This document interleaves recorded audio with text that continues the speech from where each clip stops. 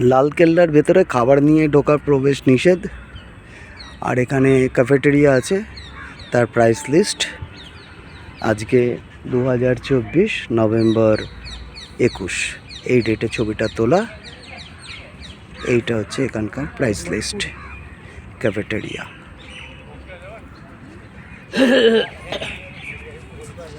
এখানেও এটা একদম লালকেল্লার বর্ডার। ওই যে ছোট ছোট ঘরগুলো রয়েছে ওগুলোই হচ্ছে বাইরের ওয়াল। এখানে গার্ডরা বসবাস করতো তখনকার ডেটের, যারা সিপাহী, ছোট ছোট ঘরগুলোতে। আর এই হচ্ছে ব্রিটিশ কলোনিয়াল তাদের সেক্রেটারিয়েট কাজের জন্য, মহাকরণ আর কি, তাদের কাজের জন্য ব্যবহার করতো।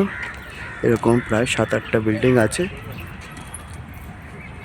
দিল্লির পুরো রাজকার্য তখনকার ডেটের এখান থেকে চালাতো।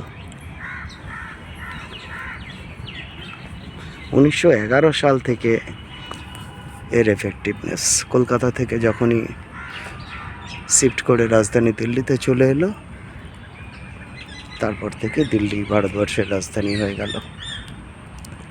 এটা যদি না হতো হয়তো কলকাতা সেই তকমা পেত ভারতবর্ষের রাজধানী হিসাবে। এখনও বারবার মনে হয় যে এত বড় দেশের একটা রাজধানী না হয়ে 3 দিকে 3টে রাজধানী হলেই বা কী ক্ষতি হতো। কেন আজকে সাউথ ইন্ডিয়ার কন্যাকুমারী যা ভারতবর্ষের এত একটা প্রান্তে দাঁড়িয়ে আছে, যেখান থেকে রাজধানী আসা খুবই কঠিন। আবার উত্তর পূর্বাঞ্চল, নাগাল্যান্ড, মণিপুর, ত্রিপুরা, এগুলো রাজধানী থেকে অনেকটাই দূর। সেই হিসাবে কলকাতার মতো কোথাও একটা যদি সেকেন্ড রাজধানী হতো, সাউথে একটা এরকম জায়গা বেছে নিয়ে আরেকটা রাজধানী হতো, দেশকে চালনা করা হয়তো সহজ হতো। সেই যাই হোক, এই হচ্ছে লালকেল্লার বাইরের পাঁচিল। ছোট ছোট ঘর করে দেওয়া আছে। এখানে হয়তো বাইরে থেকে আসা সেনাবাহিনীর লোক, মানে তখনকার দিনের ফৌজরা থাকতে পারতো, গার্ডরা থাকতে পারতো,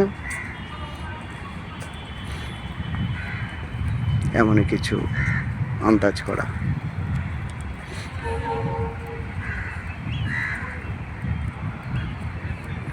এই হচ্ছে ক্যাফেটেরিয়া।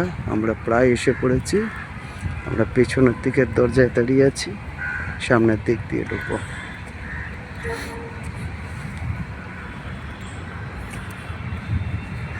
এখানে আরেকটা গেট আছে, কিন্তু এই গেট দিয়ে যাওয়া আসা করা হয় না। এটা বরাবরের জন্য বন্ধই করে রাখা আছে। এটা হিসেব মতো উত্তর দিকের গেট।